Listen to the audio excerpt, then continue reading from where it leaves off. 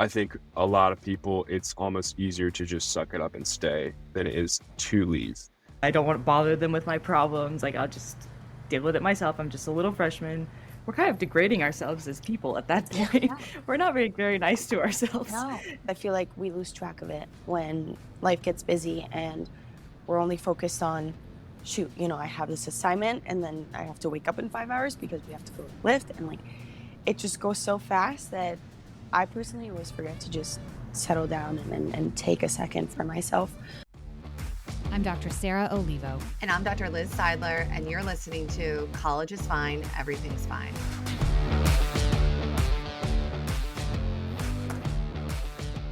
All right, so we are so excited to have our guests today. We've got Anna White and Dr. Corey Gleed, who are here to talk to us a bit more about Type C. They have a podcast dedicated to this issue, and I'll let them go ahead and introduce themselves. Tell us about you guys. Great. Thank you so much. Thank you so much for having us. It's super fun to be here. I'll start, Corey. So I'm Anna White. I am a former investment executive. I spent about 20 years working on Wall Street. I worked for a lot of different firms, from capital markets to private equity, equity research, asset management. And at one point in my career, it's been about, 13 years ago now, I experienced really severe burnout, which led to a chronic illness that's taken a really long time to understand and diagnose and recover from. And so I spent a lot of time reflecting on what made me so sick, and realized that this Type C personality was a really big contributor to my declining health. So I ultimately ended up leaving corporate life. I started a specialty care package business called Rest and Heal. And then Corey and I have known each other for a long time, and we decided to just really do something with this Type C personality. So we launched this big initiative, Type C Toolbox, that we'll talk about more. I am Corey Gleed. I'm a clinical psychologist. I am from New York City.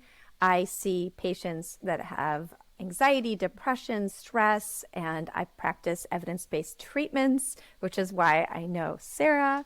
And Anna and I have known each other for a long time, not in the health area because of our kids. And then we teamed up because she introduced me to this idea of the Type C personality, which I recognized in a lot of my patients, but really never understood what it was specifically before Anna read this very interesting book by Nasha Winsters that talked about the Type C personality. Basically, it's this person who is excessively nice to the point of ignoring their own needs, someone who people pleases to excess, who really avoids conflict, who's excessively focused on other people and really worries about upsetting other people. So you're noticing me use the word excessive a lot. It's fine to be thoughtful and caring to other people. It's fine to want to do things for other people. It's absolutely fine to, really feel good when you're thoughtful and caring to other people.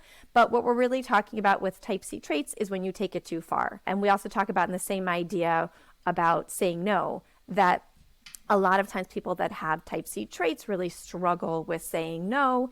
And we're trying to talk about how saying no can be a good thing. So we want everyone out there to realize some Type C is not bad. It's when it's taken excessively too far, but being thoughtful and caring to other people and really enjoying when other people are happy with you is fine. It's when you completely forget about yourself and all these types of emotional and physical problems start to happen. People can have excessive migraines, stomach issues, sleep issues, just feel fatigued all the time, real excessive burnout. And that would be when you would want to go talk to someone. But on the lesser degree, being thoughtful and caring is a wonderful thing. Yes, and I can absolutely imagine that there can be a tipping point where it feels like it goes overboard. So I want to talk a bit more about burnout for sure. But a couple of questions first. And the reason I'm saying I want to talk about burnout for sure is because I'm assuming that a lot of college students experience burnout. And it doesn't mean that if you're burnt out that you have Type C traits necessarily. There's a lot of things in the world that lead to burnout. Societal pressure, social media pressures, academic pressures, etc. So let's talk a little bit about burnout. But before we do, could you tell me, because some of the things you're describing could also be a bit of social anxiety, fearing saying no because of some negative judgment in some way. How do you distinguish between somebody who feels a bit anxious in social situations versus having Type C traits? Let me think about that. I mean, I think there's definitely some overlap. But I think when I think about myself as a type C person, it was really driven more by rules that I had in my mind, beliefs that I had that I can't disappoint other people, that I can't let them down. I have to be the responsible one. I have to be the one that sort of holds it all together. And so that was kind of really the driving force for me. And my real burnout happened after my second maternity leave, which I know is not as relevant to college students. But at that point, I just felt like, and when your college students get into the work world and you're in these workplace situations and you feel all this pressure and you feel like you have to prove yourself and I have to be the one that's the strong team player, then that's when it really started to manifest a lot more for me. I would say that the difference between type C and social anxiety really is it's semantics. It's the types of rules that are in your head. For someone that has social anxiety, it's more about really worrying excessively about embarrassing yourself, doing something stupid, having other people not like you, more from a behavior that you've done, versus people with type C are much focused on worrying about kind of anger, people being upset with them, people, burdening other people. So I think it's slightly different. Right. And it might not necessarily be as relevant for those people listening, but have type C traits, meaning you have these kind of rules in your head about needing to please others. You can have social anxiety, which means I'm sort of worried that people are going to judge me negatively and that I'm going to, so it might keep you from social situations, maybe more so than being type C, where they wouldn't be necessarily fearful of social situations, but they still have that sort of anxious to please piece. We also know that college is a time when people are exploring a lot of ideas, a lot of different identities. I remember actually myself, I took a personality disorder questionnaire in my early 20s and I diagnosed myself with about 5 different personality disorders. And I was like, oh my God. All right. So I want people out there to hear like, oh, just because, if they start to Google type C, they probably are going to see a few things like type C, cluster personality disorders, et cetera, et cetera. But that's not really what we're saying here necessarily. Can you talk about the difference between having some type C characteristics versus having a more defined personality disorder, type C personality disorder? We always say that type C is not really a problem unless it's hurting you in some way. A lot of the characteristics of type C are great. You're generous, you're giving, you're a strong team player, you're very responsible, you're very reliable. But when you take it too far, like I did, and you neglect yourself and you completely, focus on everyone else's needs and put your needs at a very low priority and you neglect your own self-care and it affects you physically and mentally, that's when it really becomes a personality problem as opposed to, just some traits. Corey, you might want to add to that. Yeah, so I like to talk to my patients about the idea that anxiety is really about caring about things that you feel very uncertain about. So it's very, very similar. I like to actually get away from diagnoses in general. My patient earlier today just asked me so is this OCD? And I was like, let's go back to the philosophy that I'd like to share, which is, so being a caring, thoughtful person is wonderful. And it's really all about whether it's social anxiety or your type C traits. What's the cost for you? Are you ignoring the cost? So I think that you can 100% be caring and thoughtful to other people, but are you completely ignoring yourself? And are you just floundering? Are you exhausted all the time? Do you feel angry and resentful? What's the depth of your connection? Do you fear sharing how you really feel? Like if someone says, hey, do you want pizza or do you want sushi tonight? And you're like, oh, whatever, do you always do that? Ultimately, your friends don't know. If, your friends say, hey, do you want to stay in tonight or go out to a bar? And you never, or whatever you want. They don't. So it's ultimately about noticing what is the cost, I would say. That's really important to think about when you're talking about that diagnosing the personality disorder, right? If you can be lots of different things and that's great. It's really about, is there a cost on you? Are you exhausted? Do you feel like people don't really know you? Are you angry, resentful? Are you noticing physical symptoms? And the challenge is, Anna and I were talking about this the other day, is that for a person that really has type C, it's hard to notice. Your head is in the sand. And so I think a lot of times maybe with someone who's socially anxious, they actually are aware.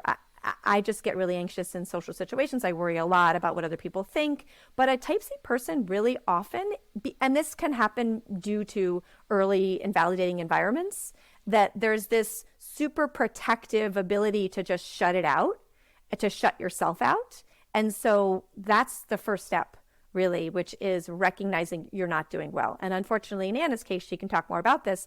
It took her a really long time to realize that she wasn't doing well. Well, one phrase that comes to mind a lot that I'll say to people is setting yourself on fire to keep others warm. And yeah, like and every now and then they're like, actually, I think I might be, right? It's okay to keep others warm. That's nice. But if you're setting yourself on fire, that's more of a problem. And it sounds like you were on fire. I was 100% on fire. I was just this person who defaulted to yes when someone asked me to do something, because I needed to be that strong team player and be the one that was, the glue that held it all together, and the one that could, carry the weight on her shoulders. And I was in a really, really bad place. I had this horrendous fatigue that I had a really hard time resolving. It took years to resolve it, but it also took me a long time to just admit that I was not in a good place. I just kind of kept on going because that's what I'd always done, instead of listening to my body and like these very specific signals of, okay, you're like glued to the bed when you wake up in the morning and you're like, limbs are paralyzed. This is not a healthy place. But I just, pour a cup of coffee and try to keep on going. Well, Anna, I'm hoping that, our college students that are listening to this, right, can hear what your experience was like. And maybe we can share what are some things that people with Type C personality traits can kind of pay attention to. So what I'm thinking about is, if either in your clinical work or thinking back to college, where it really is about navigating relationships, whether it's with professors, building or maintaining, healthy friendships, being a good roommate, having a great rooming situation. And then, of course, the whole hookup culture, or trying to figure out what kind of relationship romantically you're going to be in. What do you think are some common difficulties that you could see people with Type C personality traits getting into in any of these different domains of relationships in college? I would say for my college experience, I think there was a lot of pressure to be a cool girl, a low maintenance, low drama girl who, just was a lot of fun, didn't make waves, didn't challenge anyone. And that was kind of what was rewarded, especially in the dating world. The guys just really wanted to hang out with a cool girl. And that can get you in a lot of trouble. It can take you down some troublesome paths in terms of drinking or drugs or sex, or, just defaulting to yes, instead of really thinking about your own needs and what's going to be best for you, as opposed to, I want to be the girl that, can do it all and can hang out with everybody, and the guy's girl, or whatever it is. I think, in college, just, thinking about if you are that person who is living up to other people's expectations of you, as opposed to, this is what I need. These are my long-term goals. These are my values. When I look back, that's not what I was focused on at all. And I think it's hard, but it is something to start thinking about a lot. I think things to notice to help get you going is loneliness, anger, or resentment that you may feel in relationships, because these are really common things. Surprisingly, people with Type C who spend so much time thinking about other people and doing so much for other people actually and can be great friends. People, come on, you're a great friend, right? Like, people love you because you drop everything, you help them. But amazingly, you might have many friends, but you feel lonely, or you feel angry or resentful because your friends never do nearly as much for you, dump a ton on you emotionally. And so I think that can be something to think about. Are you experiencing this? And again, just like Sarah said earlier, like, just because you're experiencing loneliness does not mean you have Type C. But it can be really, really hard to notice the warning signs. So that might be something to just pay attention to. I also think I've had a lot of Type C patients in college. And again, whether it's anxiety or Type C or a mishmash, leading to a lot of procrastination about contacting professors, leading to like asking questions, getting really stuck in not handing things in. And it's all just about worrying about messing up. So the perfectionism can definitely take a role in that. And so if there's any type of way, whether it's a mindfulness exercise or any type of way to slow down and notice, this can be through hanging out and doing activities with your friends. What are you feeling? We talk a lot about this on our website, Type C Toolbox, that noticing what's going on in your body. A lot of times we are just stuck in our heads. We live in a generation and a world right now that we're just very in our heads. And so, are you having a lot of stomach issues? Are you really not sleeping well? Are you really fatigued? Now, it may not necessarily be that that's because of type C, but don't ignore that, right? Don't drink tons of coffee or take Adderall to ignore that. Right. Like, what's going on? Slow down. Well, so if we're thinking about like the campus, right, and what people have access to there, what are some life hacks or some skills that people could use that are pretty quick to learn and do? You want to talk about our cheat sheet? So on our website, Type C Toolbox, we have a cheat sheet of just a couple of strategies that, we could go on and on and on about our strategies, but we try to make them really simple. So the first part is noticing what you're doing, so whether you do that through a mindfulness exercise or some sort of meditation practice or just sitting and breathing, how's your body, right? That's the first thing. What are you worrying about? What are the rules in your head? And again, we can't change the rules in your head. They may come from things that were really helpful earlier on, that were protective earlier in your life. If you grew up in an environment where there was a lot of criticism, a lot of perfectionism, maybe a parent that had mental health issues or a substance abuse issue, or just you got rewarded tremendously for always obeying and going along. But how is this hurting you now? So being kind to yourself with, oh, right, of course I think these things and these things are really important to me, but wow, they're really keeping me stuck now. And then would I be willing to do this really scary thing, which is do something different than I always do, which is really, really tough. It's like if I said to you, okay, Sarah, okay, Liz, you guys are going to now be left-handers if you're right-handers, right? Every time you're going to pick up the pencil with your right hand, you're not going to be, immediately. So you pick up the pencil with your right hand and then you realize, oh, wait, I'm trying to work on picking up the pencil with my left hand. So, you have to kind of be kind to yourself, but definitely sitting with anxiety, noticing these rules. We have a bunch of other tools. Anna, you want to talk about some of them? I mean, one of my favorites is just a very simple delay tactic when somebody comes to you and asks you to do something or if you're somebody who defaults to yes, when someone is coming to you with something, just buying yourself a little bit of time and saying, can I get back to you on that? Instead of, sure, I'll take that on. And then really think about all the pros and cons of taking that on. Is that good for you? Is it furthering your goals in some way? Is it in line with your values? What's the cost? How much time is it going to take? What's going to be the impact on your day? And that's just a really simple thing to do, but something that could have saved me a lot of trouble if I look back over the years. Something similar to the delay tactic is also trying to work on noticing how you always say yes, right? And can you say no more? And this, there's flexibility in all of this, right? We're not saying you always say no now, but just trying to be more aware of how often you always default to yes. That's part of the delay tactic. Buy yourself some time and then start small, right? These things are really hard. Can you just dip your toe in the water? Who's a friend of yours who you can say no to?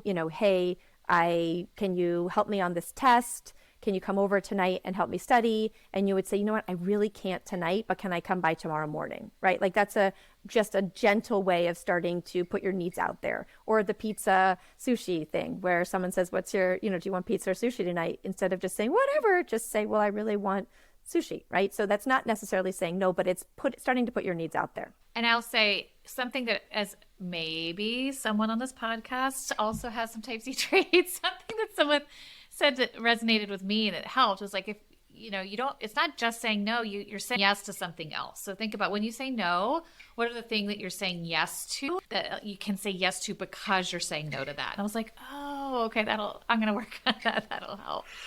So there's two things I just want to quickly say about that, which is one of the things that's been so helpful personally to me is working with Anna. I realized, oh, wow, like I'm definitely not type C in work stuff, but I can definitely get sucked into type C traits with my kids. So this has been very personally helpful. But another thing, based on what you were just saying, that it can be very helpful to realize that the more you say in the right situations, you actually are building your own strength back up to be able to say yes to situations that matter more to you. And that is helpful for you. And that is helpful for people that are really important to you in your life. I was just going to say that you started with Corey kind of talking about paying attention to our physiology. And it seems like a lot of like the first step is just some like awareness training around like what's going on with your body. And then also putting a stop to kind of proceed mindfully with your choices that you're making. And Sarah and I definitely talk a lot in our podcast about, mindfulness and the benefit of it. But when you were talking about, I know, Anna, you talked about this earlier, The physiology component, I feel like, is one of the first signs, at least for me, that I know I'm burned out. It's like, I tell my patients, like, usually right before I eat lunch, I just do like a 3-minute breathing exercise to just kind of see what the pace of my breath is. And I'm always amazed, like, what my breathing tells me, what's going actually on with me emotionally, that I might have my head in the sand around. And I'm like, oh my gosh, like I'm like basically not even exhaling. And I had no idea that I'm kind of carrying more tension and stress in my body than I even realized. But I thought maybe we could end on a term that we all hear nowadays and probably experience around burnout. And maybe what are some of your tips, since it seems like Type C personality trait people tend to experience it. And so what are some of the signs that they might experience, and what would be some of your recommendations to kind of prioritize more self-care? Well, I'll start on that one. I think some of the signs, at least for me, I was getting sick a lot, like a lot of recurrent sinus infections. And then that turned into fatigue that wouldn't resolve with sleep. When I would wake up, I would be unrefreshed. So unrefreshing sleep. I had some stomach issues, but for me, it was mostly around this inescapable fatigue that just didn't resolve. So I think in terms of self-care, the things that have helped me the most have been, well, first of all, just sort of understanding Type C and really working to prioritize self-care, which was always a real struggle for me to put my needs first. But just, making enough time in the day for nutrition, that takes some planning. It takes time to eat nutritious meals, but nutrition has taken me a long way in my recovery. Exercise, sunlight, I think is so important, just to make sure that we're up and around, and just kind of being really, like you said, more in tune with your body. Are you breathing in a shallow way? Are you getting sick over and over again? Are you stiff? What's going on? And really just paying a lot of attention to what's happening in there. Because it's so easy just to gloss over it and make excuses for yourself, or, oh, this is fine, or this is because of this. But no, just to really think about it and analyze it and try to understand it. I think another component is recognizing it's a journey, right? And so it could take you a while to sort of figure out, and just trying to be patient. Obviously, whenever you have any type of physical symptoms, you always want to go and check it out and rule out anything that's going on with a doctor. But many of my Type C patients do really struggle with insomnia, fatigue, a lot of stomach issues. So, you want to start see if there's any type of treatment that can be helpful for that, that's medical.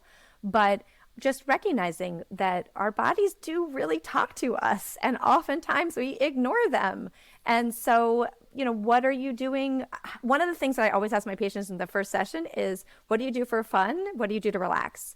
And I'm always sadly not surprised that many of them, don't have that. And so trying to think about, what are you doing, whether it is reading or exercising, and also what are you doing that helps your body unwind? I am just thinking of my kids, and if I asked them that question, they would say, play video games, Mom. And which is great. It's fun, and they can talk to their friends and do stuff like that. But a lot of the things we often do really wind us up. So that's fine. Play your video games, be on Instagram. All that stuff can be fine, as long as you are also doing things to unwind. And so I think that's a big thing to think about for anyone out there, whether they're struggling with anxiety, stress, Type C traits. Just what are you doing to unwind, whether it's breathing, reading, meditating, going for a walk. And I'll just add one more thing, doing one thing at a time. Multitasking is awesome. It's great, gets a lot done. But people with Type C definitely do a lot too much. So trying to do one thing at a time, even if it's just, sipping your tea. I love the idea of being told by two important, smart people Yes. to have more fun and relax more. So I'm going to take your advice. Yes. Oh my gosh. And we hate that we have taken up so much of your time. You have been such lovely guests. Thank you so much. So if anyone's listening, make sure, and if this sounds familiar to you and you're listening, make sure to subscribe to the Type C Toolbox, and we'll make sure to put that in our show notes as well. Awesome. Thank you, guys. Thank you. Thank you. On just a whim of mental just strategizing, what am I going to do? I just sent an email to my professor saying, hey, I'm so sorry, but I have had the worst day. I've had everything piling on top of each other, and I just need to take another day on this assignment. And he got back to me in 20 minutes, and he said, Isabel, take a week. Sometimes it gets too much, and the best thing you can do is walk away. And I can't express enough that that is okay. You don't need to just put this in one day. It's okay. Trust me. I'm glad you reached out, and I'm glad you're taking care of yourself. So it's advocating for yourself and maybe putting yourself in a position that might be uncomfortable, but it could also lead to better things. For me, it's recognizing that I'm burnt out too. If I keep ignoring it, if I keep shoving it down, saying, no, I can't be weak, I have to be tough, it just ends up so much worse in the long run. Thank you to our guests for sharing their stories and their advice. This podcast is for college students, and we want input by college students, so please reach out by text, email, or voice memo to collegesfinepodcast@gmail.com or 929-500-2231. Tell us your story, give us tips on topics you'd like to hear, or give us feedback about an episode. Follow us on TikTok and Instagram at Colleges Fine Podcast for episode announcements and resources. And last but not least, if you enjoyed today's episode, please subscribe to the podcast. Every hit of that plus button helps us keep going.